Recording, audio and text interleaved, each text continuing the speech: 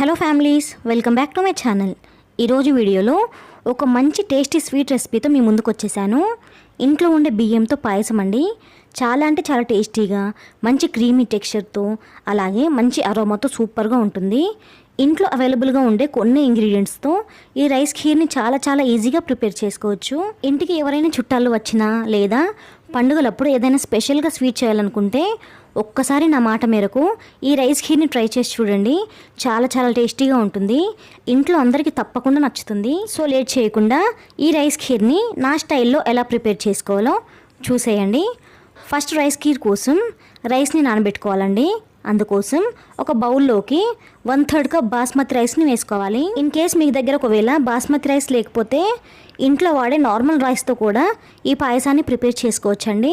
కాకపోతే నార్మల్ రైస్తో కంపేర్ చేసుకుంటే బాస్మతి రైస్లో డిఫరెంట్ అరోమా అండ్ టేస్ట్ ఉంటుంది.